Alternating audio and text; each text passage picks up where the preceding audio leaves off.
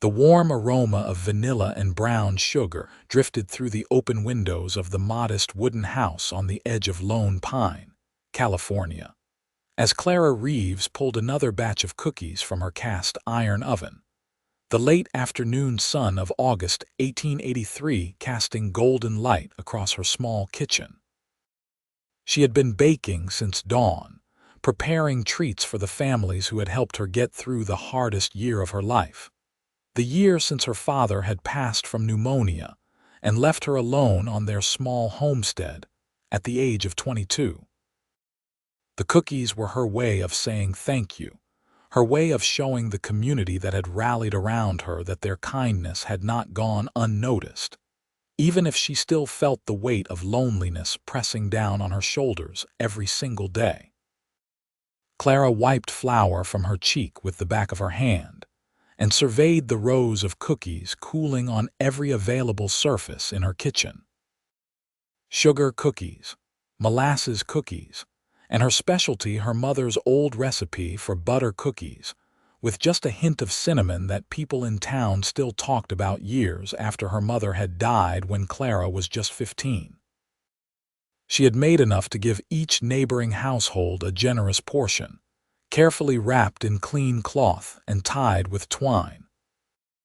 The repetitive work of measuring, mixing, and baking had become a meditation for her, a way to keep her hands busy and her mind from dwelling on how different her life had turned out from what she had imagined as a girl. She had just placed the last batch on the windowsill to cool when she heard the sound of horse hooves approaching. Clara glanced out the window and saw a rider she did not recognize, a tall man on a chestnut mare, his hat pulled low against the sun. Most travelers took the main road through town, not the dusty path that led past her property, and she felt a flutter of nervousness in her chest. Living alone had made her cautious, though she kept her father's rifle cleaned and loaded, just in case. The rider slowed as he passed her house, and then stopped entirely. Clara watched as he dismounted with the easy grace of someone who had spent more time in a saddle than on solid ground. He was broad-shouldered and lean, dressed in worn denim and a faded blue shirt, with a bandana tied around his neck and dust covering his boots. As he approached her porch, she could see he was young, probably not much older than she was, with sun-bronzed skin and dark hair that curled slightly at his collar. Clara stepped out onto the porch before he could knock, keeping one hand on the doorframe. "Can I help you with something?" The stranger removed his hat, revealing warm brown eyes that crinkled at the corners when he smiled. "I apologize for the intrusion, miss. My name is Elijah Turner. My horse threw a shoe about a mile back, and I was hoping I might trouble you for some water while I figure out my next move." His voice was deep and courteous, with a slight drawl that suggested he had come from somewhere south of California. Clara felt herself relax slightly, though she maintained a proper distance. "There is a well around the side of the house. Help yourself. There is a trough for your horse as well." "Much obliged, miss." Elijah replaced his hat and led his horse around the side of the house. Clara went back inside but kept the door open, listening to the sound of the pump handle working and water splashing into the trough. She busied herself wrapping more cookies, trying not to think about how pleasant it was to hear another person moving about the property, even if he was a complete stranger who would be gone within the hour. When Elijah returned to the porch a few minutes later, his face was damp where he had splashed water to wash away the trail dust. "Thank you kindly, miss. I will be on my way now. Is there a blacksmith in town who might be able to help with my horse?" "Old Mr. Henderson runs the smithy on Main Street, but he closes up at sunset. If you hurry, you should make it."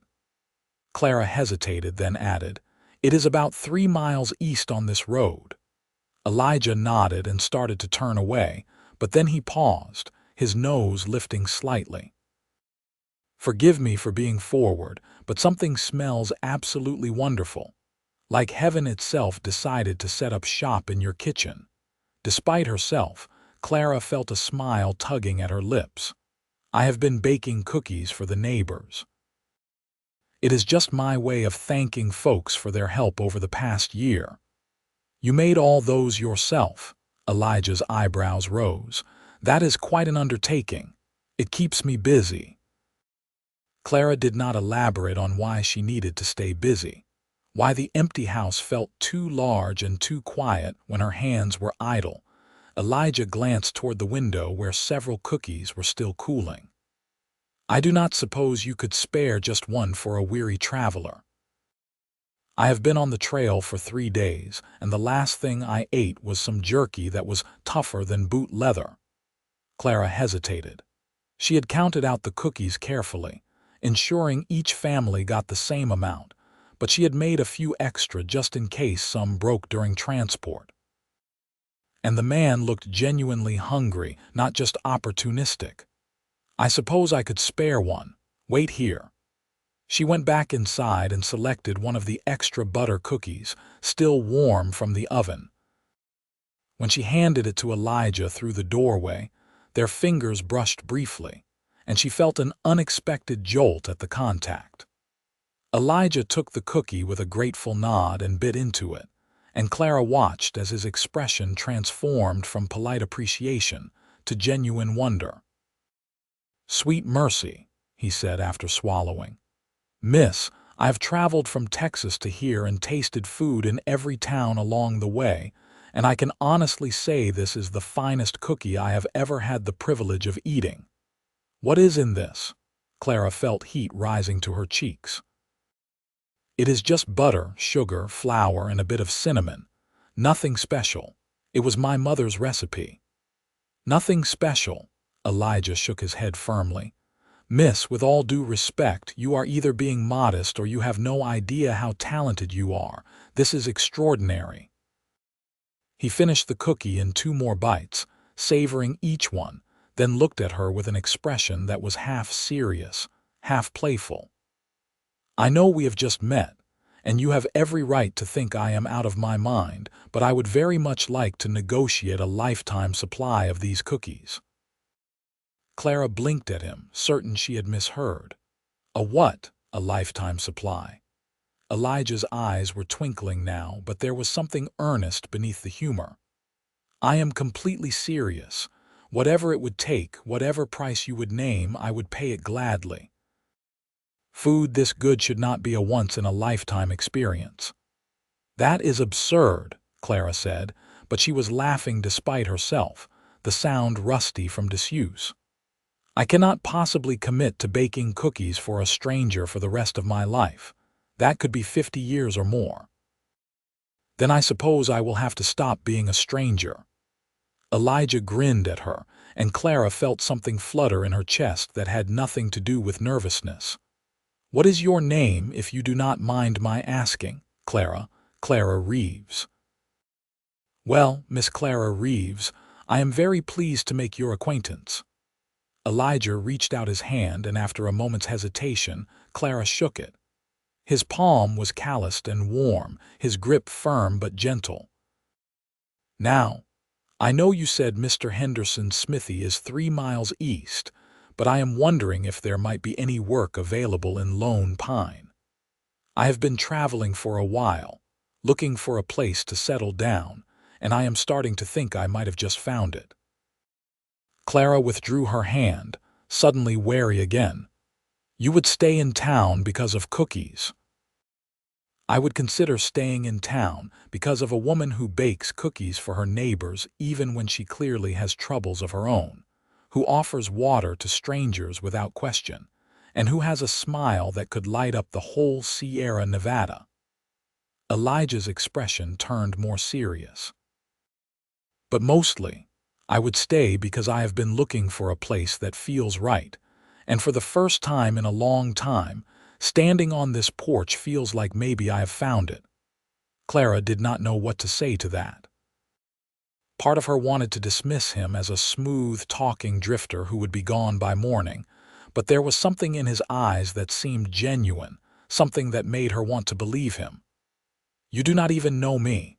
"Not yet," Elijah agreed, "but I would like to, if you would permit it." Before Clara could respond, a wagon came rattling down the road, and she recognized the Patterson family heading back to their ranch. Mrs. Patterson waved enthusiastically, and Clara waved back, acutely aware of how it must look, her standing on the porch talking to a strange man. In a town as small as Lone Pine, gossip spread faster than wildfire, and she had worked hard to maintain her reputation as a respectable woman living alone. Elijah seemed to sense her discomfort. "I should let you get back to your baking, but would it be all right if I came back tomorrow?" "Maybe in proper daylight, so the neighbors do not get the wrong idea." "I suppose that would be acceptable," Clara said carefully. "If you are truly planning to stay in town, we might be neighbors ourselves eventually." "Then I will see you tomorrow, neighbor." Elijah replaced his hat and returned to his horse. Clara watched as he mounted and rode east toward town, sitting tall in the saddle. She stood on the porch long after he had disappeared from view, one hand absently touching the fingers that had brushed against his, wondering what on earth had just happened, and why her heart was beating so fast.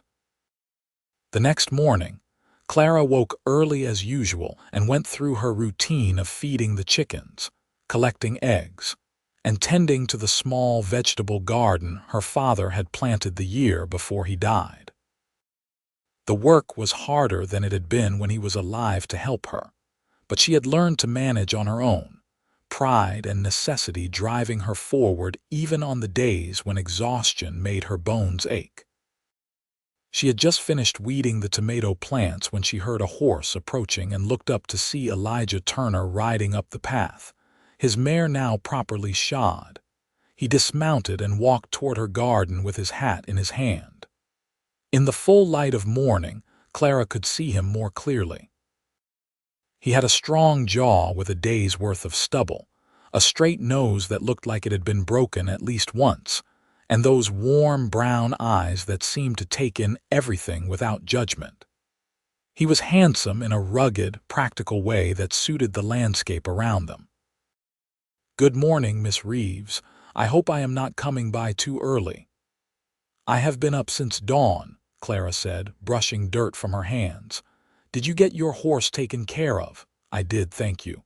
Mr. Henderson is a fine blacksmith." We got to talking, and he mentioned that the owner of the general store is looking for someone to help with deliveries and heavy lifting. "I start tomorrow." Clara felt a small thrill of surprise. "You really meant it? You are staying?" "I am a man of my word." Elijah glanced around the property, taking in the neat garden, the well-maintained chicken coop, the house that could use a fresh coat of paint but was clearly cared for. "This is a nice piece of land. Have you been here long?" "All my life. My parents homesteaded here in '67, right after the gold rush ended and land was cheap. My father was a carpenter and my mother took in sewing. They built a good life here." Clara's voice caught slightly. "My father passed last summer. Pneumonia took him quick. My mother died when I was 15, so now it is just me." Elijah's expression softened with understanding. "I am sorry for your losses. That is a heavy burden to carry alone." "I manage." Clara straightened her shoulders, unwilling to appear weak or needy. She had learned early that sympathy could be kind, but pity was poisonous. "What about you? Do you have family somewhere?" "My parents died when I was young. Cholera. I was raised by my uncle on his ranch in Texas, but he passed 2 years ago and left the place to his son, my cousin. We did not get along, so I sold him my share and decided to see some of the country." Elijah's smile was wistful. "I have been from Texas to Montana and half the places in between, but nowhere felt quite right until now. You make it sound like Lone Pine is something special." "It is just a small town with a main street and a lot of dust." "Maybe," Elijah said. "Or maybe it has exactly what I have been looking for. The way he was looking at her when he said it made Clara's pulse quicken. She turned back to her garden, needing to break the intensity of his gaze. "I should finish my weeding. The heat will be unbearable by noon. Let me help." Elijah set his hat on a fence post and rolled up his sleeves before Clara could protest. "I have spent half my life working on a ranch. I know my way around a vegetable garden." They worked in companionable silence for a while, Clara showing him which plants were weeds and which were intentional.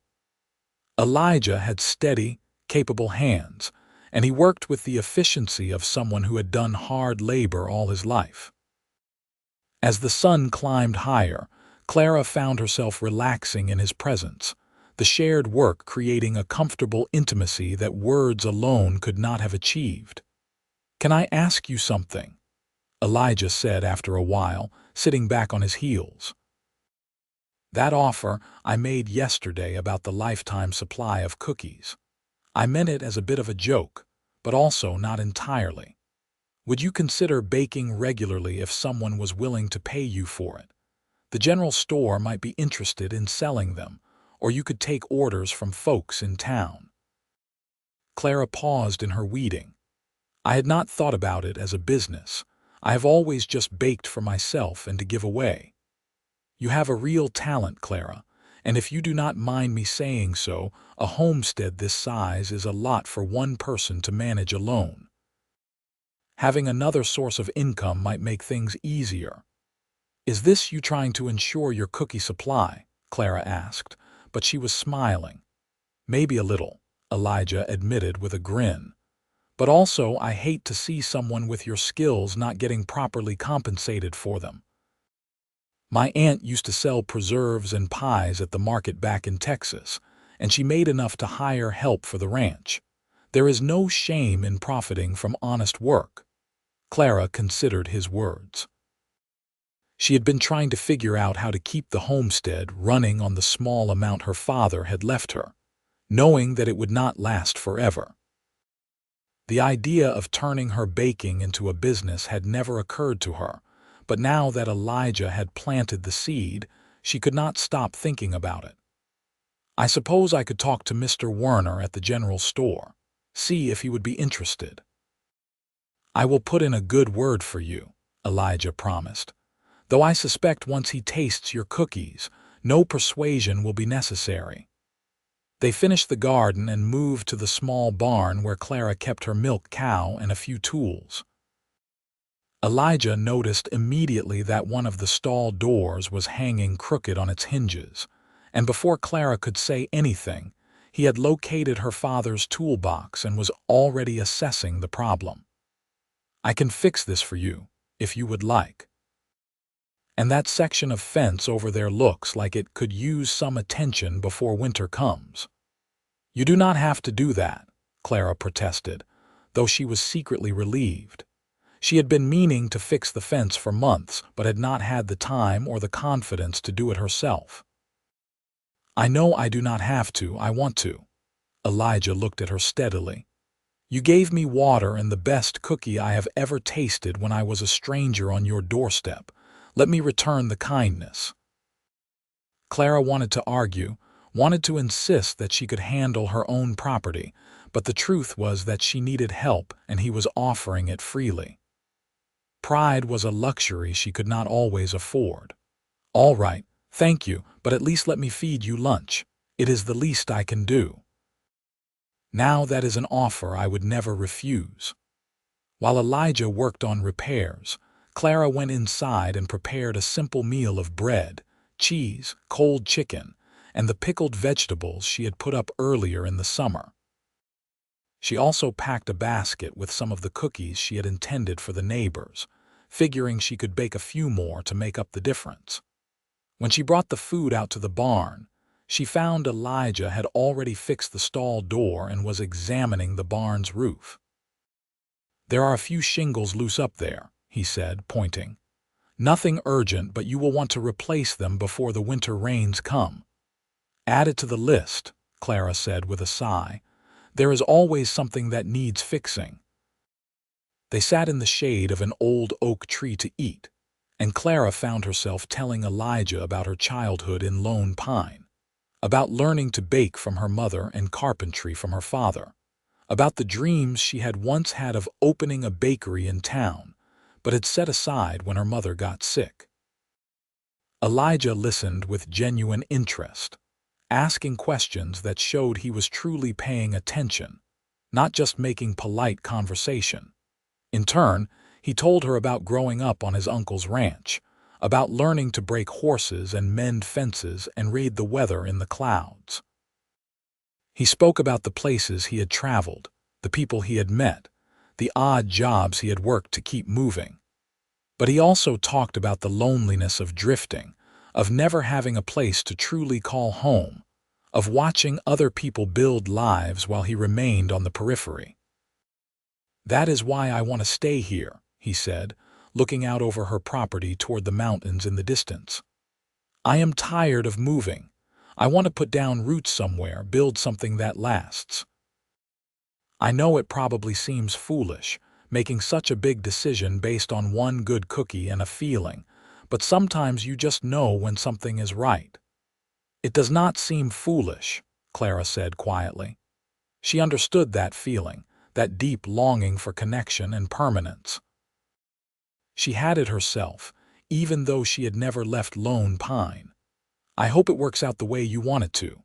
So do I." Elijah met her eyes, and there was something vulnerable in his expression, something that made Clara's breath catch. "I hope a lot of things work out the way I want them to." Over the following weeks, Elijah became a regular presence at Clara's homestead. He started working at the general store as planned, but he spent his evenings and days off helping Clara with the endless list of repairs and improvements the property needed. He fixed the barn roof, mended the fence, reinforced the chicken coop against predators, and even built Clara a new work table for her kitchen to make her baking easier. In return, Clara fed him dinner most nights and sent him home with cookies, bread, and whatever else she had baked that day. The arrangement was practical and mutually beneficial, but it was also becoming something more. Clara found herself looking forward to the sound of Elijah's horse coming up the path, to the easy conversation they shared over meals, to the way he made her laugh with stories about the eccentric customers at the general store. He was good company, steady and reliable, and she had not realized how starved she had been for companionship until he started filling that void in her life. Elijah, for his part, seemed to settle into Lone Pine as if he had always been meant to be there. He made friends easily, his friendly nature and strong work ethic earning him respect among the townspeople. Mr. Werner, the owner of the general store, was so pleased with his work that he gave him a raise after just 2 weeks.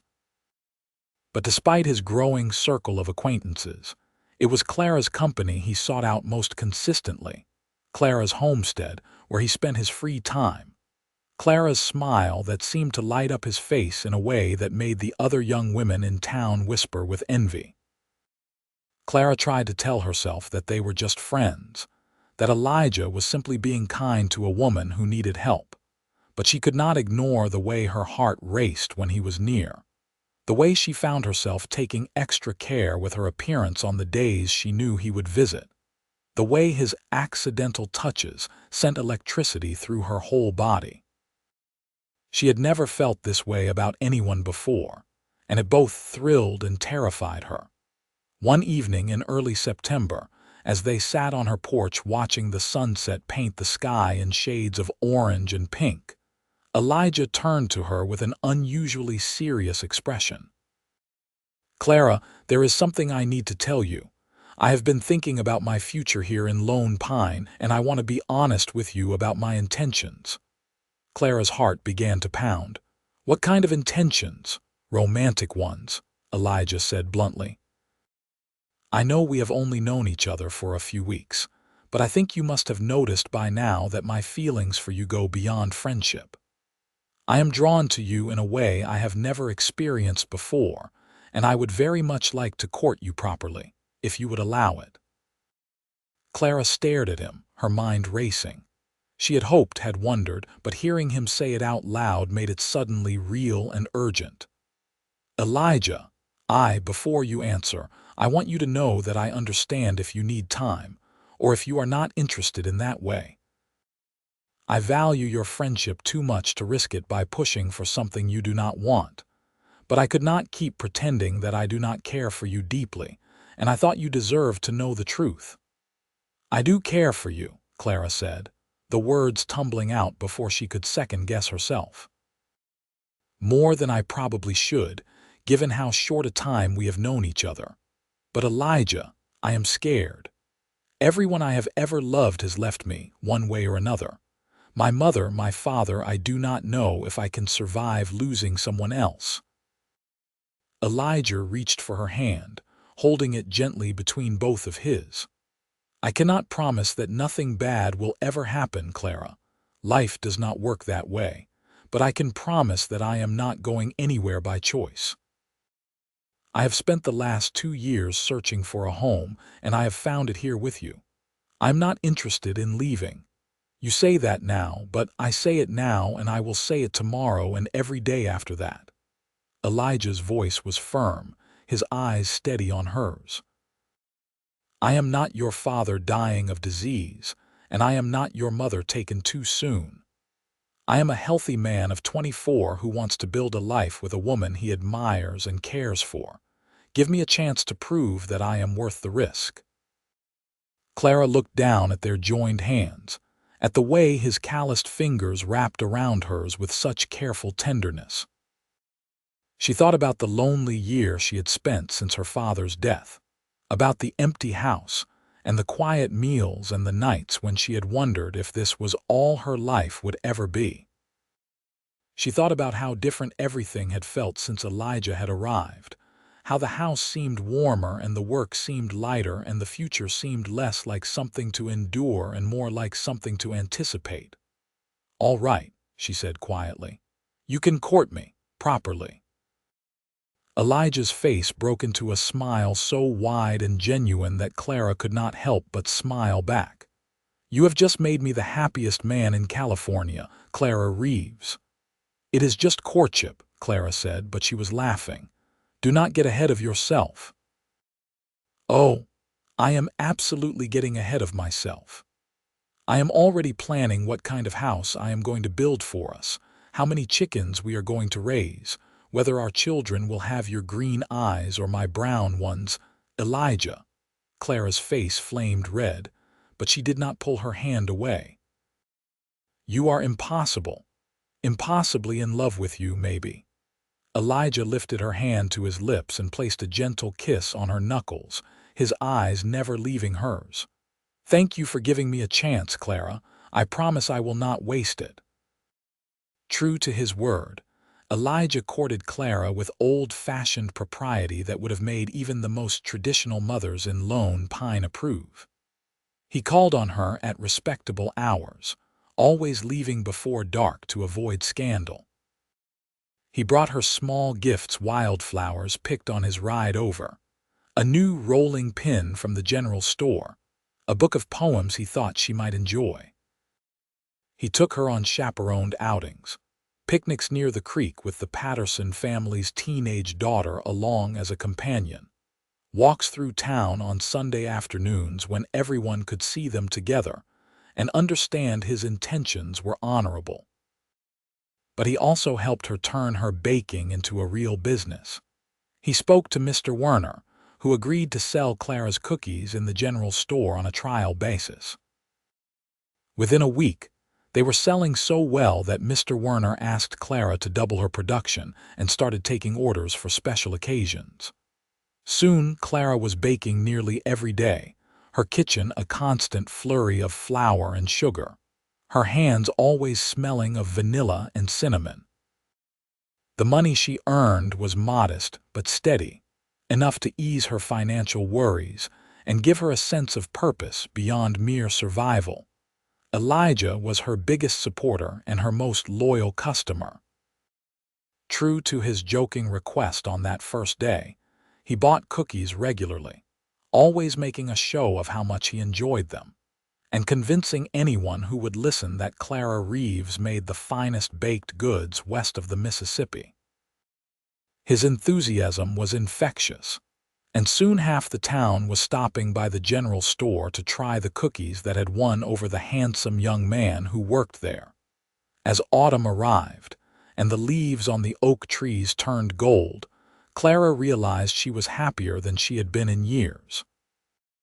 The grief over her father's death still ached in quiet moments, but it no longer consumed her the way it had before Elijah entered her life. She had something to look forward to again, someone who made her feel valued and desired and understood.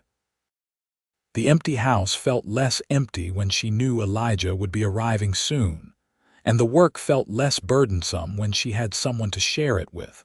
On a crisp October evening, Elijah helped Clara harvest the last of her vegetables before the first frost could claim them. They worked side by side in comfortable rhythm, filling baskets with squash and pumpkins, and the final tomatoes still clinging to their vines. When they finished, Elijah built a fire in Clara's fireplace, and she made them dinner from the fresh vegetables, along with bread she had baked that morning and a roasted chicken. They ate at her small kitchen table, the firelight casting dancing shadows on the walls, and talked about everything and nothing: the gossip from town, the coming winter, the new family that had just arrived and was looking to buy land. It was domestic and ordinary and absolutely perfect, and Clara felt a wave of contentment wash over her so strong it brought tears to her eyes. "What is wrong?" Elijah asked immediately, noticing her expression. "Did I say something?" "No, nothing is wrong. Everything is right, and that is what is overwhelming me." Clara wiped at her eyes, embarrassed. "I am sorry. I am not usually this emotional." Elijah reached across the table and took her hand. "You do not have to apologize for feeling things, Clara. What brought this on?" "I was just thinking about how different my life is now compared to a few months ago. How lonely I was, how scared I was about the future. And now you are here, and I have my baking business, and I feel like maybe things are going to be all right after all." Clara squeezed his hand. "You did that for me, Elijah. You changed everything." "We did it together," Elijah corrected gently. "I might have given you a push, but you are the one who had the courage to try something new, to take a risk on building something better. And you are the one who took a risk on me, which I will never take for granted. I am glad I took that risk." Clara met his eyes, saw the warmth and affection there, and felt her heart swell with an emotion she was not quite ready to name out loud but could no longer deny to herself. She loved him. Somewhere between that first afternoon on her porch and this quiet evening by the fire, she had fallen completely in love with Elijah Turner. Elijah must have seen something in her expression, because his own face softened and he stood, gently pulling her to her feet. "Clara, I know we have only been courting for a few weeks, and I know it is probably too soon to say this, but I cannot hold it in any longer. I love you. I have loved you since the day you gave me that first cookie and looked at me like I was crazy for wanting a lifetime supply. I love your kindness and your strength, and the way you care for everyone around you even when you are struggling yourself. I love the sound of your laugh, and the way you bite your lip when you are concentrating on a recipe, and the way you have made this place feel like home to me. I love you, and I want to spend the rest of my life proving it to you." Clara's breath caught in her throat. She had hoped to hear those words but had not expected them so soon, delivered with such raw honesty that there was no room for doubt. "I love you too," she whispered. "I think I have loved you since you fixed my barn door and acted like it was the most natural thing in the world to help a stranger." Elijah's smile was radiant. He cupped her face in his hands, his thumbs gently brushing her cheekbones. "Can I kiss you, Clara?" She nodded, not trusting her voice, and Elijah leaned down and pressed his lips to hers in a kiss that was tender and sweet and full of promise. Clara's eyes fluttered closed and she leaned into him, her hands coming up to rest on his chest, feeling his heart beating fast beneath her palms. The kiss deepened slightly, Elijah's arms wrapping around her waist to pull her closer, and Clara felt like she was floating, like all the broken pieces inside her were finally being put back together. When they finally broke apart, both breathing a little harder, Elijah rested his forehead against hers. "I want to marry you, Clara. I know it is fast and we can wait as long as you need, but I want you to know that my intentions are completely serious. I want you to be my wife." Clara's heart was pounding so hard she was sure he could hear it. "Are you proposing to me right now?" "Not officially. Not without a ring and a proper plan.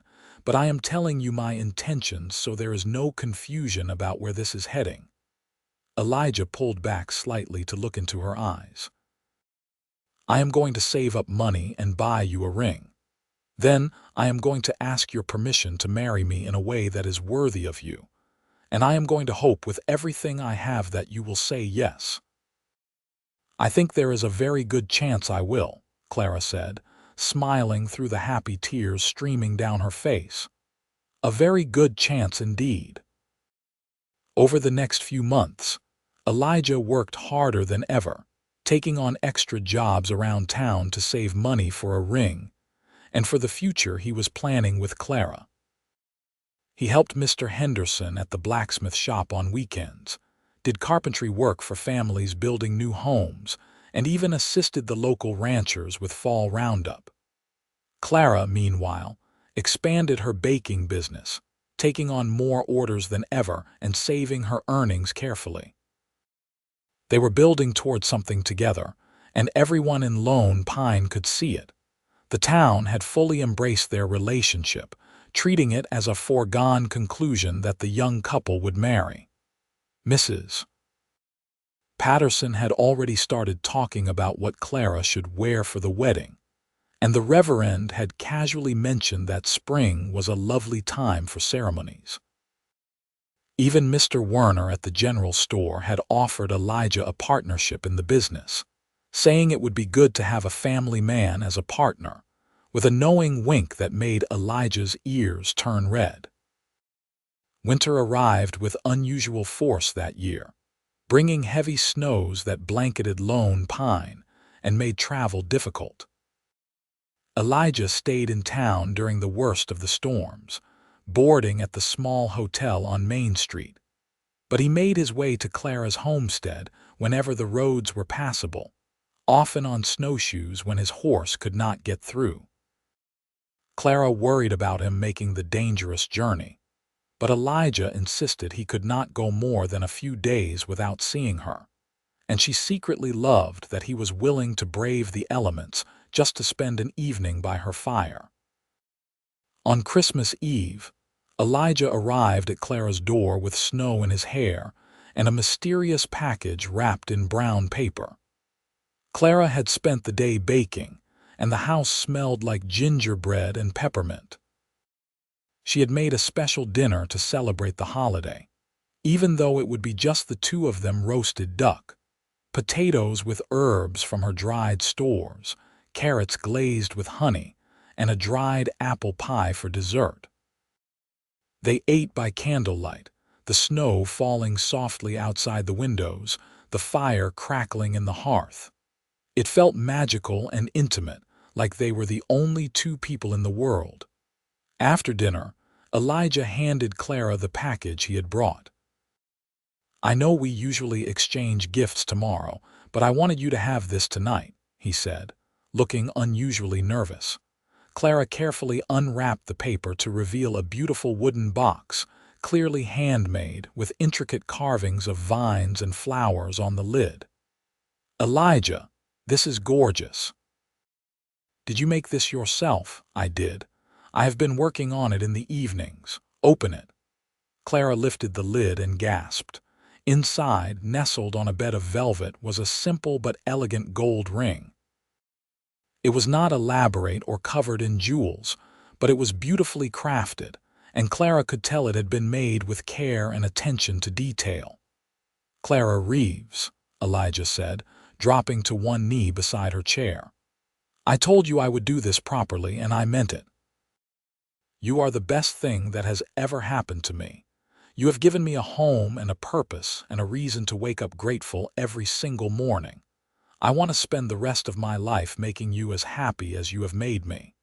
Will you marry me?"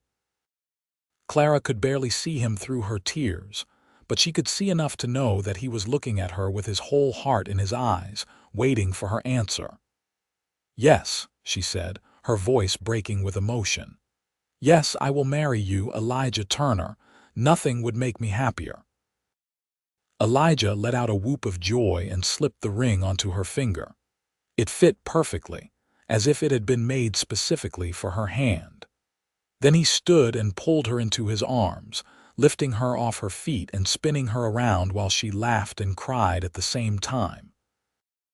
When he set her down, he kissed her deeply, pouring all his love and relief and excitement into that kiss, and Clara kissed him back with equal fervor, her hands tangled in his hair, her heart so full she thought it might burst. They were married in early April of 1884, on a bright spring day when the wildflowers were blooming, and the air smelled of fresh growth and new beginnings. The whole town turned out for the ceremony, which was held in the small church on Main Street. Clara wore a dress of cream-colored silk that Mrs. Patterson and the other women in town had helped her sew, with lace at the collar and cuffs that had belonged to her mother. She carried a bouquet of wildflowers that Elijah had picked that morning, and she had never felt more beautiful or more loved. Elijah wore his best suit, which he had purchased specially for the occasion, and when Clara walked down the aisle on the arm of Mr. Patterson, who had agreed to stand in for her late father, Elijah's eyes filled with tears at the sight of her.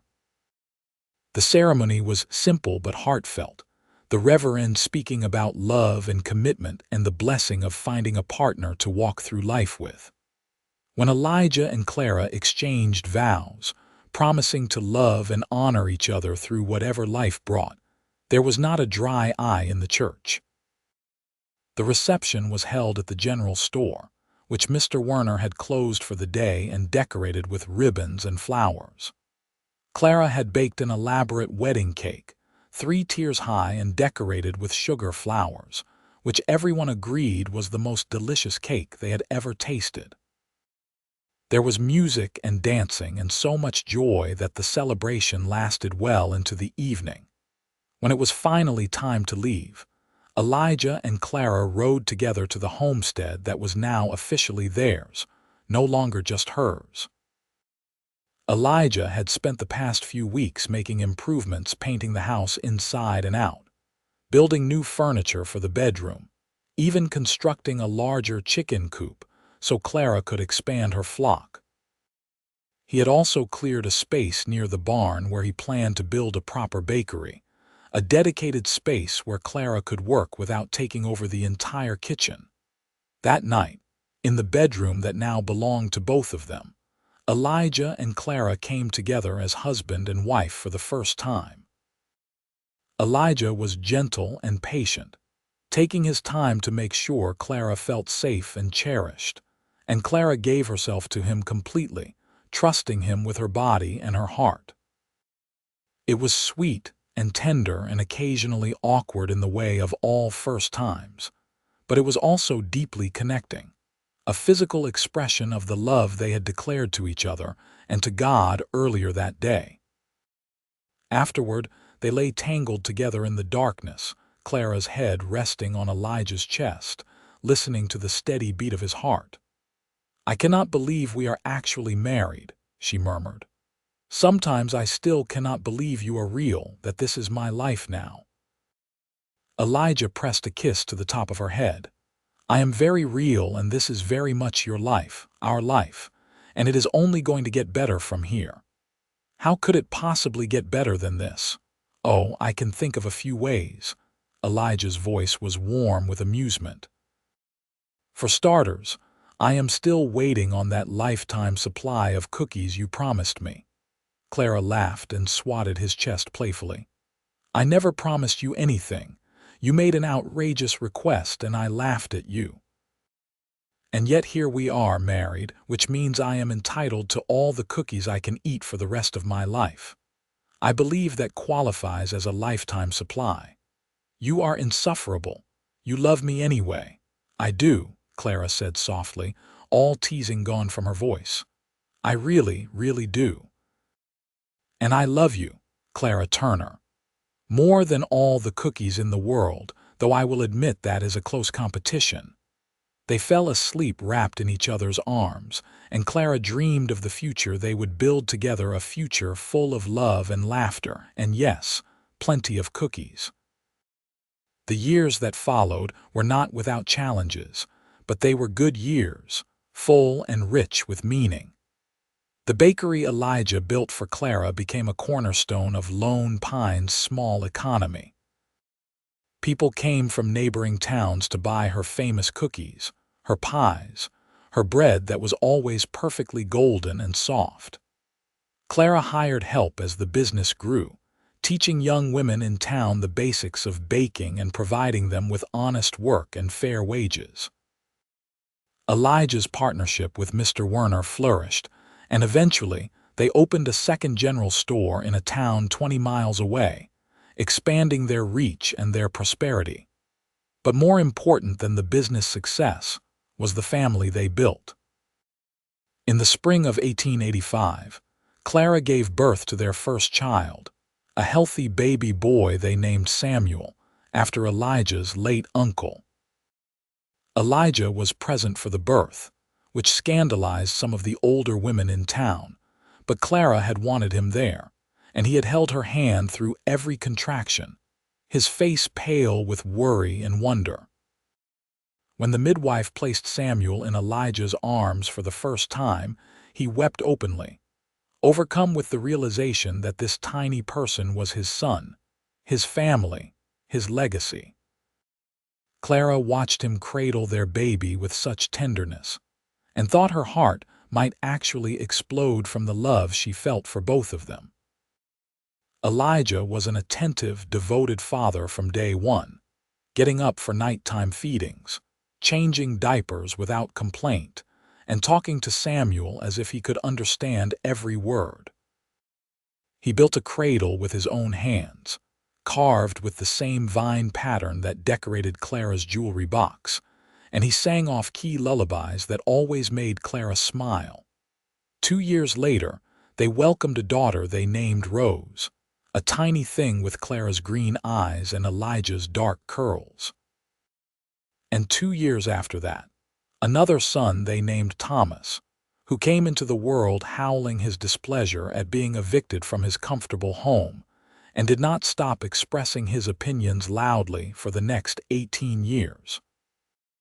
The house that had once felt too big and too empty for Clara alone was now bursting with life and noise and the beautiful chaos of a growing family. There were muddy footprints in the kitchen and toys scattered across the floor and children's laughter echoing through every room. It was messy and exhausting and absolutely perfect. Elijah expanded the house to accommodate their growing family, adding a second story with more bedrooms and a larger kitchen for Clara's commercial baking.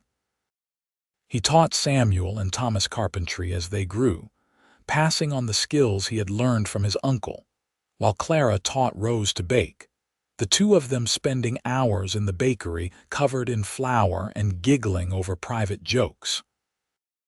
The family became a fixture in Lone Pine, respected and loved by the community they served. Elijah served on the town council and helped establish a proper school so children would not have to travel to the next town for education. Clara organized charity bakes to raise money for families in need, and was known for always having a cookie ready for any child who stopped by the bakery, whether their parents could pay or not. As the years passed and their children grew, Clara often thought back to that afternoon in August 1883, when a dusty cowboy had stopped at her house asking for water and had changed the entire trajectory of her life.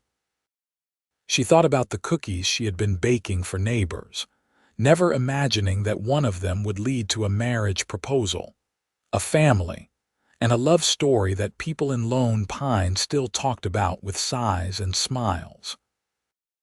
One evening in the summer of 1900, when Samuel was 15 and already taller than his father, Rose was 13 and showing signs of inheriting her mother's business acumen, and Thomas was 11 and still as loud as the day he was born.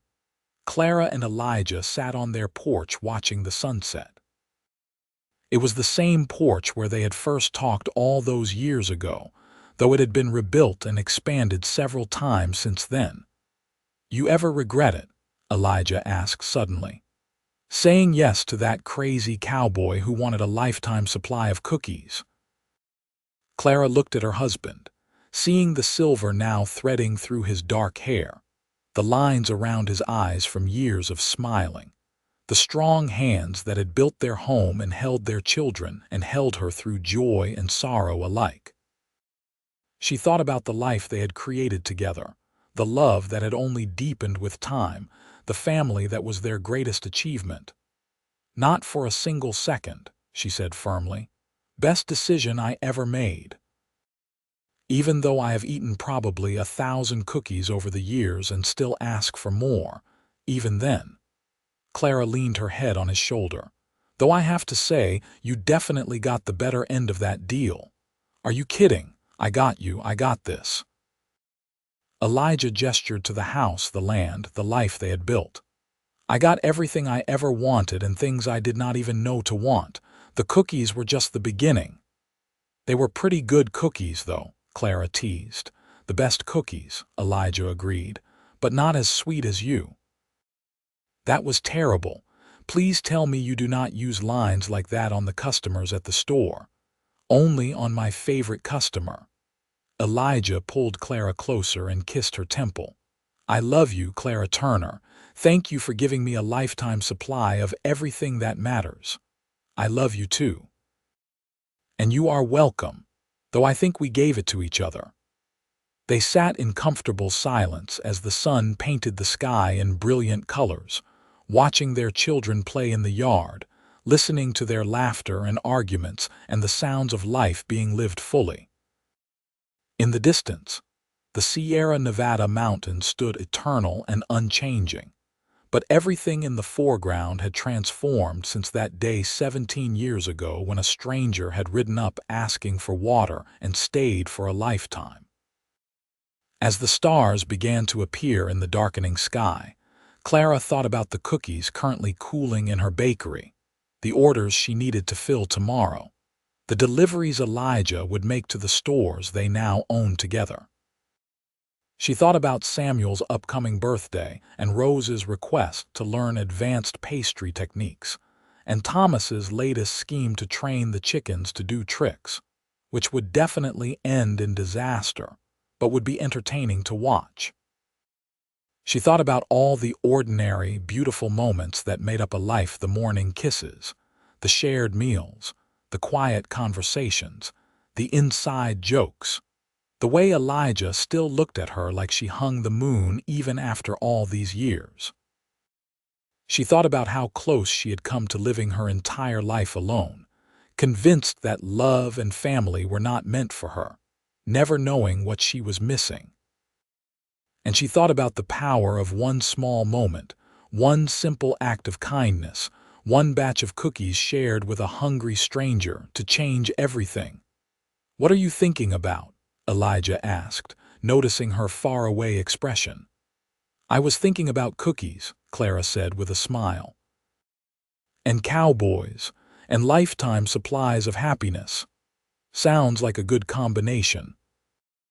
"The best," Clara agreed, and she kissed her husband as the stars wheeled overhead and their children played, and the life they had built together continued on, sweet and good and full of love that would last far beyond any lifetime they had imagined on that first perfect day.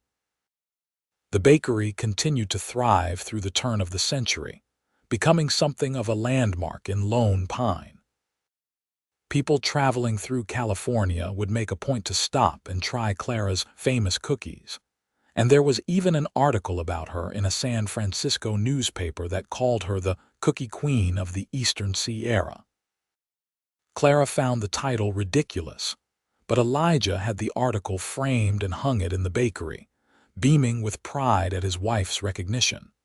As their children grew into young adults, each found their own path while remaining connected to the family business.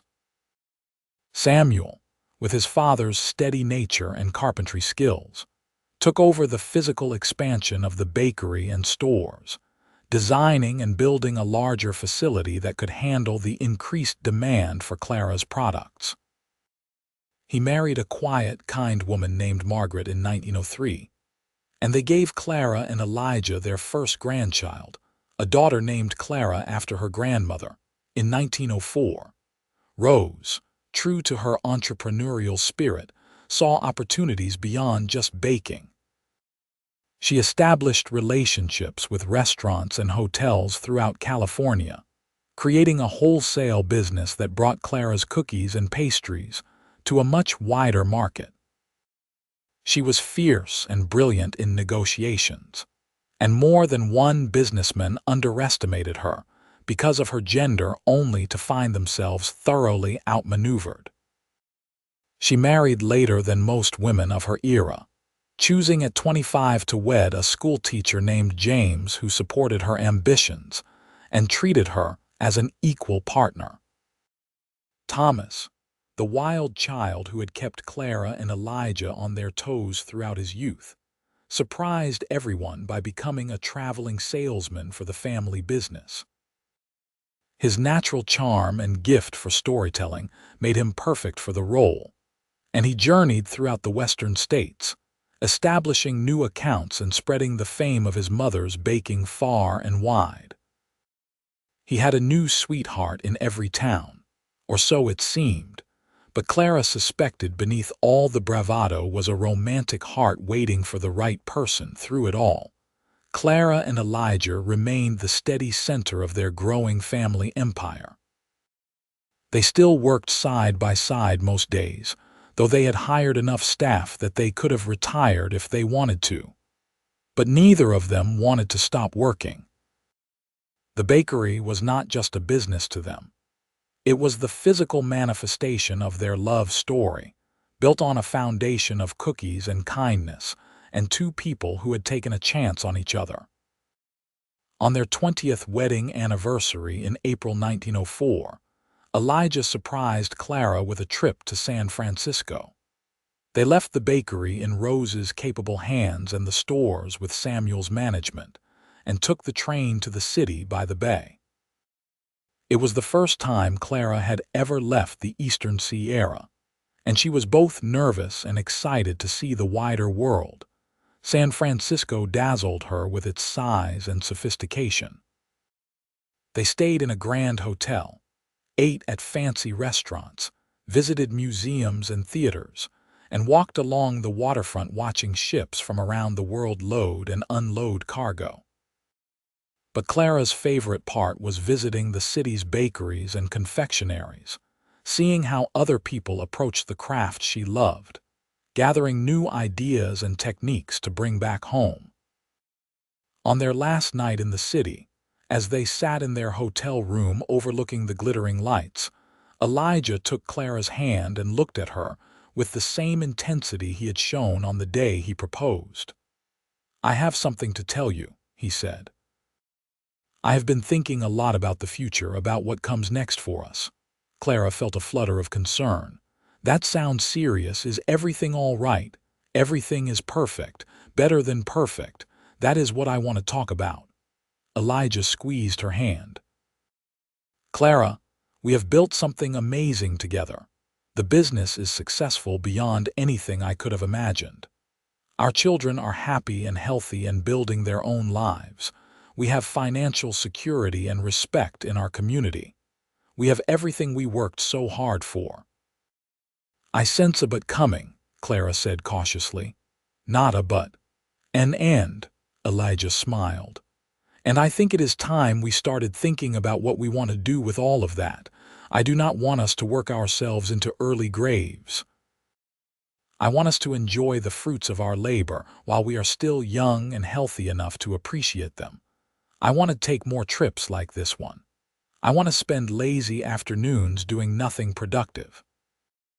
I want to spoil our grandchildren rotten and let our children run the businesses while we become the eccentric older couple who shows up occasionally with advice nobody asked for.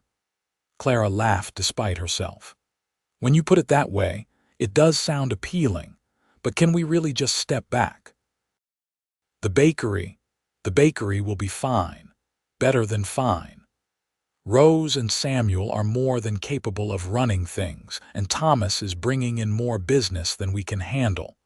They do not need us hovering over them, and honestly, I think they are ready for us to trust them with more responsibility.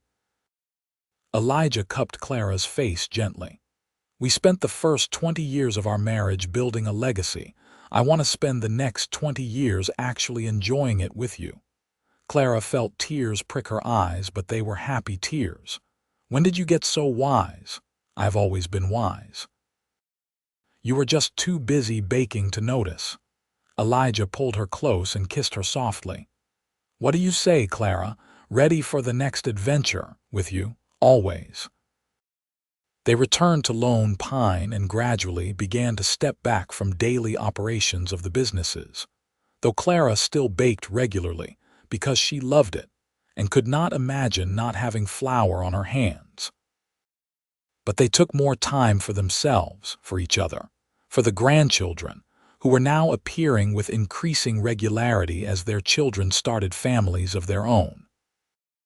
Thomas finally settled down in 1907.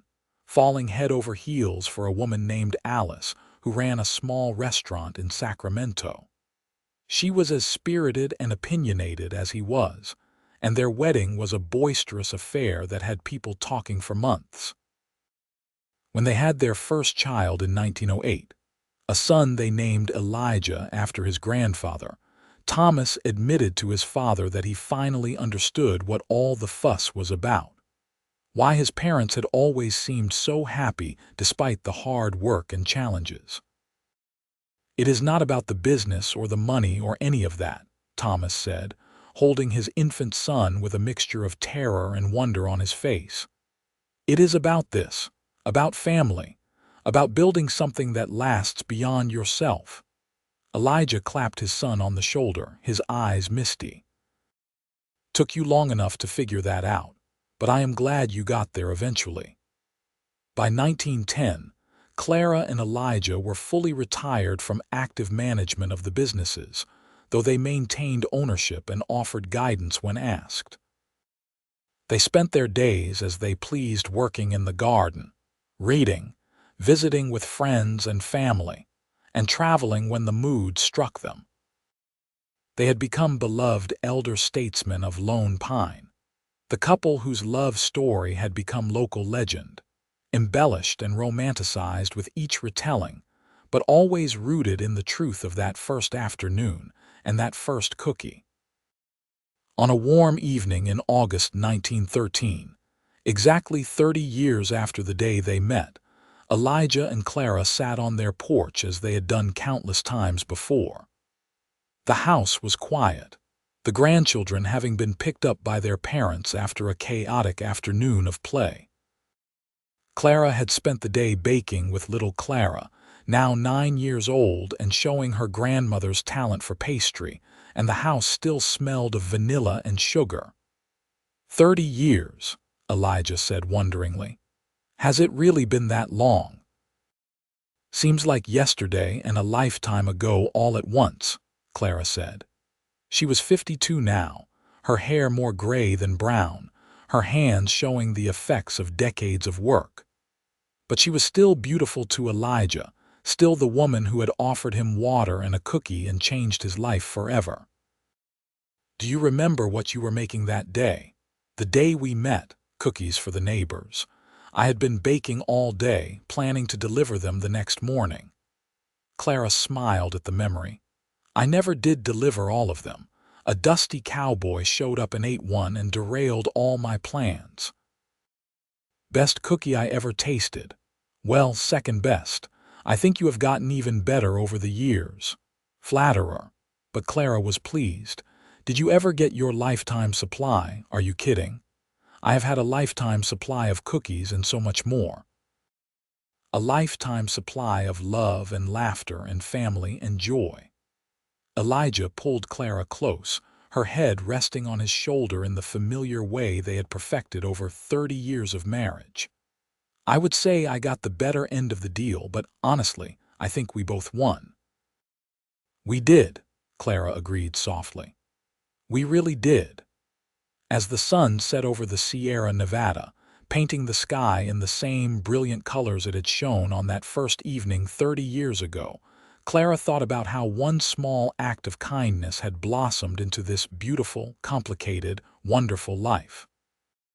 She thought about the children she had raised and the grandchildren who called her Grandma Clara and insisted her cookies were magic. She thought about the business she had built from a simple love of baking and a cowboy's encouragement. She thought about the love she had found when she had stopped looking for it, the partner who had been worth every risk, every vulnerability, every moment of fear that love might be snatched away again. But mostly she thought about Elijah, the man who had asked for a lifetime supply of cookies and had given her a lifetime supply of everything that mattered in return. I love you, she whispered into the gathering darkness. I love you too, Elijah replied, his voice warm and certain. For the rest of this lifetime and whatever comes after. They sat together as the stars emerged one by one, the same stars that had watched over them through 3 decades of marriage, through trials and triumphs, through the building of a family and a business and a love that had stood the test of time. And in the house behind them, waiting for tomorrow, was a fresh batch of cookies because some traditions were too sweet to ever give up. The years continued to pass with the gentle rhythm of a life well lived. Clara and Elijah watched their grandchildren grow, attended weddings and christenings, and eventually welcomed great-grandchildren into the family. The bakery had grown into a true institution, with locations throughout California and even one in Nevada. Rose had proven to be a brilliant businesswoman, expanding the brand while maintaining the quality and care that Clara had always insisted upon. Every cookie that bore the Clara's Kitchen name was made according to Clara's original recipes, a standard Rose enforced with fierce dedication. Samuel had taken over the general stores, now a small chain of mercantile establishments known for fair prices and honest dealing. He had his father's steady reliability and his mother's attention to detail, and the stores flourished under his management. His children were already learning the business, the third generation preparing to carry the family legacy forward. Thomas and Alice's restaurant had become a destination in Sacramento, known for serving Clara's pastries alongside Alice's innovative cuisine. They had 3 children, all of them inheriting their parents' charm and their grandmother's sweet tooth. Thomas had mellowed with age and fatherhood, though he still loved to tell elaborate stories about his travels that may or may not have been entirely factual. In 1920, when Clara turned 60 and Elijah was 61, the family threw them a massive anniversary party celebrating their 36 years of marriage. It was held in the large hall above the original general store, and it seemed like half of California showed up to honor the couple who had become symbols of lasting love and successful partnership. The governor sent a letter of congratulation. Newspapers covered the event. But the moment Clara treasured most was when all 3 of their children stood up to give toasts, each sharing stories about what they had learned from watching their parents build a life together. They taught us that love is not just a feeling, it is a choice you make every day, Rose said, her voice strong and clear. They taught us that partnership means supporting each other's dreams, not limiting them. They taught us that success means nothing if you do not have someone to share it with. They taught us the value of hard work and honest dealing, Samuel added. But they also taught us that family comes first always. No business success is worth sacrificing the people you love. And they taught us that it is never too late to take a risk on love, Thomas finished, raising his glass. Dad was a drifter with nothing but a horse and a dream when he met Mom. She was a lonely widow baking cookies to fill empty days. But they took a chance on each other, and look what they built. Here is to taking chances, to lifetime supplies of cookies and love, and to the best parents anyone could ask for. The hall erupted in applause and cheers, and Clara and Elijah stood together, hand in hand, tears streaming down both their faces. They had never imagined that their simple love story would touch so many lives, would inspire their children to build their own successful marriages, would become something people talked about with sighs and smiles. Later that night, back home in the house that had expanded and changed but remained at its heart the same place where they had built their life together, Clara and Elijah lay in bed talking quietly. "You ever think about that first day?" Clara asked. "Do you ever wonder what would have happened if you had just ridden past my house, if you had not stopped for water?" "Never," Elijah said firmly, "because I know in my bones that I was meant to stop, that you were meant to offer me that cookie, that everything happened exactly as it was supposed to happen. You really believe in fate. I believe in us. I believe that some connections are so powerful, so fundamental, that they were always going to happen somehow. Maybe it would not have been that day or that cookie, but we would have found each other eventually. We were meant to be." Clara rolled toward him, studying his face in the moonlight streaming through the window. He was older now, his hair completely silver, his face lined with decades of smiles and sun. But his eyes were the same warm brown that had captivated her that first afternoon, and his hands were still strong and gentle when they held her. "I am so grateful it was that day," she whispered. "I am so grateful for every day since then." "Me too, love. Me too." They celebrated their 40th anniversary in 1924, their 45th in 1929, their 50th in 1934. Each milestone was marked with family gatherings and celebration, but the real joy was in the everyday moments: the morning coffee shared in comfortable silence, the walks through town greeting neighbors and friends, the afternoons spent with grandchildren and great-grandchildren, the evenings on the porch watching the sun set over the mountains they both loved. Clara continued to bake occasionally, though her hands were not as steady as they once were, and she needed reading glasses to see her recipe cards clearly.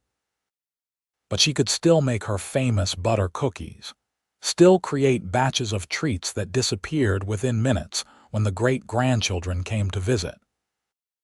And Elijah still claimed they were the best cookies in the world, still asked for just one more with the same boyish enthusiasm he had shown at 24. In the spring of 1938, Elijah fell ill with pneumonia, the same illness that had taken Clara's father so many years before. The whole family gathered, cramming into the house and spilling out onto the property, keeping vigil as Elijah fought the infection. Clara sat by his bedside day and night, holding his hand, reading to him, reminding him of all the moments they had shared. "You have to fight this," she told him one night when his breathing was labored and the fever was high. "You promised me a lifetime, Elijah Turner, and I am not done with you yet." Elijah's eyes fluttered open, focusing on her face with effort. "I would never break a promise to you, Clara. Never have, never will." And true to his word, Elijah rallied. The fever broke, his breathing eased, and slowly but surely he regained his strength. By summer, he was back on his feet, thinner and weaker than before but alive, and determined to enjoy every remaining day he was given. "That was too close," he admitted to Clara one evening as they sat on the porch, his hand clasped tightly in hers. "I am not ready to leave you yet. We still have time left, and I plan to use every second of it."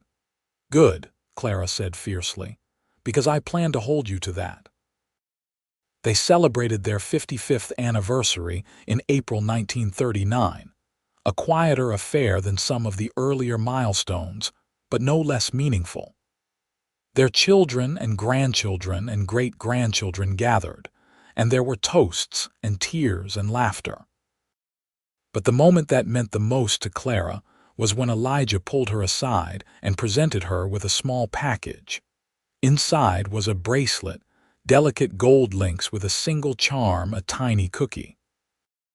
"I had this made special," Elijah said, fastening it around her wrist with hands that trembled slightly with age but were still capable of such tenderness.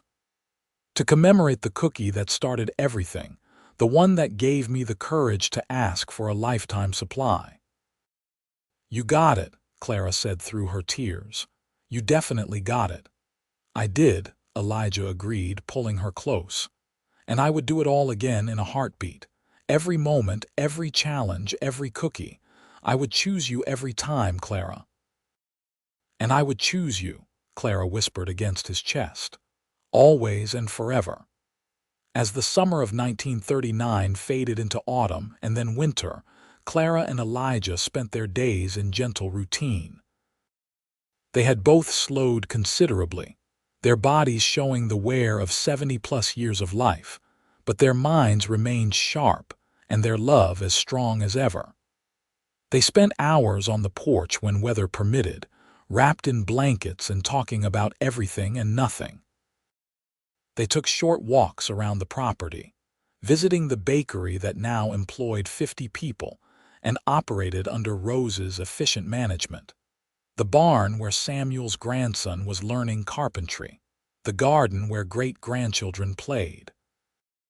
On a crisp evening in late October, as they sat watching the sunset paint the sky in brilliant oranges and reds, Elijah turned to Clara with a soft smile. "I have been thinking about that lifetime supply again," he said. "Have you now? After 55 years, you are still not satisfied with the amount of cookies you have consumed." "Oh, I am satisfied. More than satisfied. But I was thinking about what a lifetime supply really means. It is not just about quantity, you know. It is about quality. About having something sweet to look forward to every single day. About knowing that no matter what else happens, there will always be that moment of simple pleasure waiting for you." "That is very philosophical for a man talking about cookies," Clara teased, but her eyes were soft with understanding. "I am not just talking about cookies anymore. I am talking about love, about partnership, about waking up every morning and choosing to give your best to the person beside you. That is the real lifetime supply, Clara, and you have given it to me every single day for 55 years. Clara felt tears sliding down her cheeks. "You have given it to me too, Elijah, every single day." "Then I would say we both got exactly what we needed, would you not agree?" "I would agree completely." They sat in silence as the sun dipped below the mountains and the first stars appeared. The air was cooling rapidly, signaling that winter was coming soon, that it was time to go inside and build up the fire. But neither of them moved, reluctant to end this perfect moment, this distillation of everything their life together had meant. Finally, Elijah stood and offered Clara his hand. "Come on, love, let us go inside. I think there might be some cookies in the kitchen, and I have a lifetime supply to maintain." Clara laughed and let him pull her to her feet. They walked into the house together, hand in hand as they had done for 55 years, as they would continue to do for whatever time they had left. Inside, the house was warm and bright, filled with the lingering scent of vanilla and cinnamon from the cookies Clara had made that morning. The shelves held photographs of children and grandchildren and great-grandchildren, a visual timeline of the life they had built together. The furniture showed the marks of decades of use, each scratch and dent a memory, a moment preserved in wood and fabric. Elijah selected a cookie from the jar Clara kept constantly stocked and took a bite, his eyes closing in appreciation. "Still the best cookies in the world. You are biased." "Absolutely. And I have been biased for 55 years, and I will be biased for however many more we have. That is the privilege of a lifetime supply, Clara. You never run out of reasons to appreciate what you have." Clara moved into his arms, resting her head against his chest, listening to the steady beat of his heart. "I love you, Elijah Turner. Thank you for asking for a lifetime supply. Thank you for staying. Thank you for choosing me every single day." "Thank you for saying yes," Elijah replied, his arms tightening around her. "Thank you for the cookies and the love and the life we built together. Thank you for being exactly who you are." They stood there in the warm kitchen, holding each other as they had done thousands of times before, as they would do thousands of times more if they were blessed with the time. Outside, the stars wheeled overhead in their eternal patterns, and the mountains stood watch as they always had. And the town of Lone Pine, California, settled in for another peaceful night. And in the morning, Clara would bake more cookies, because that was what she did, what she loved, what had brought her the greatest joy of her life when a dusty cowboy had stopped to ask for water and had stayed to ask for forever. Some people might say it was just a cookie, just a simple moment of kindness extended and accepted. But Clara and Elijah knew better.